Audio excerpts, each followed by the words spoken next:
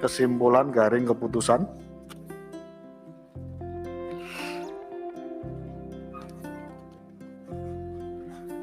Saya ingin bacakan dulu, baru nanti kalau nanti ada masukan baru kita bahas bersama.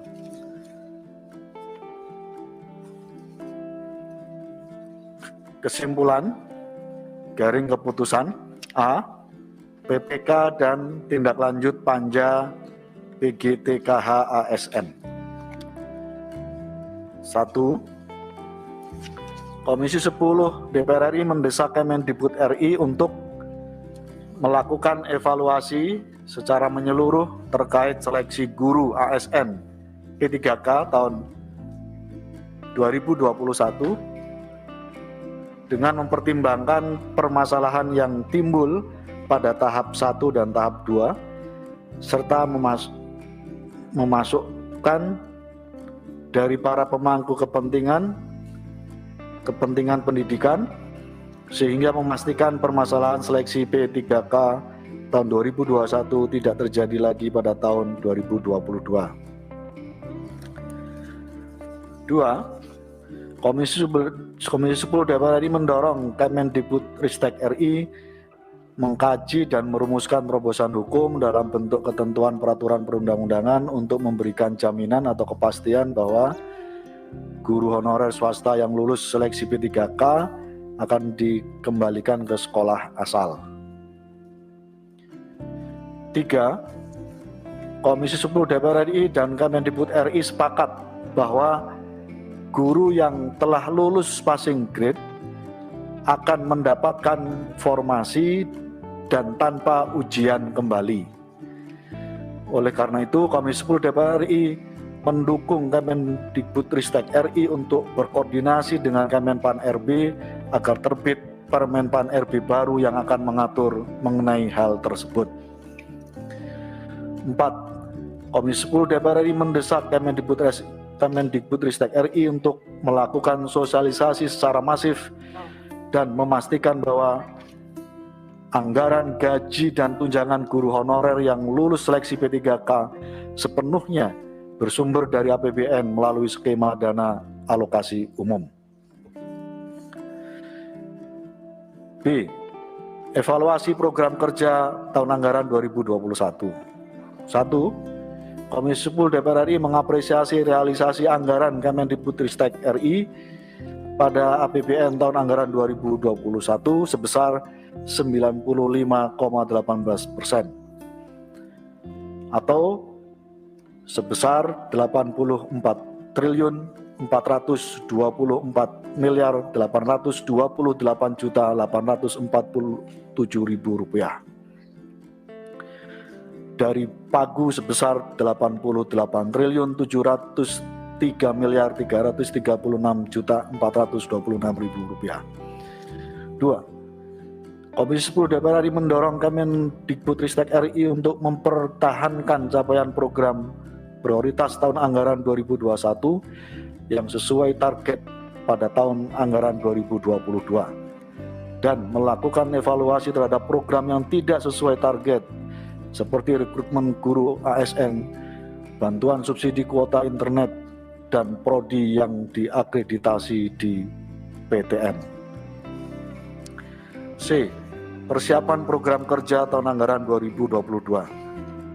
Mengenai persiapan program kerja tahun anggaran 2022, Komisi 10 DPR RI menyampaikan pandangan sebagai berikut.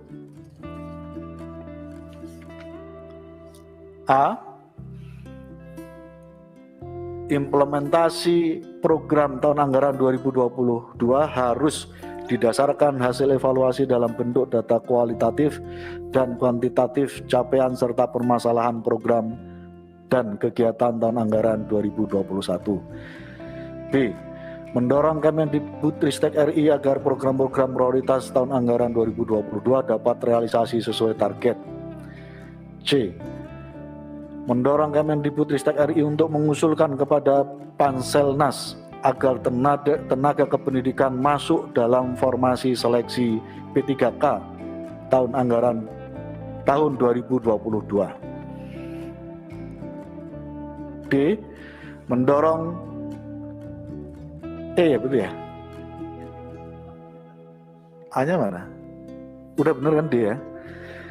Mendorong Kemendikbudristek RI untuk mengalokasikan anggaran bagi lembaga akreditasi mandiri agar dalam melakukan akreditasi tidak menjadi beban bagi perguruan tinggi yang akan diakreditasi.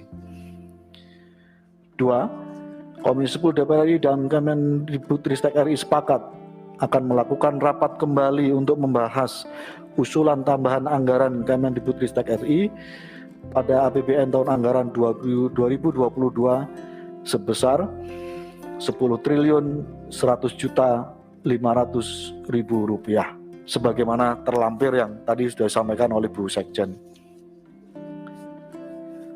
D. Pembahasan isu-isu strategis. Kurikulum pengangkatan kepala sekolah Permendikbudristek nomor 35 dan PTM.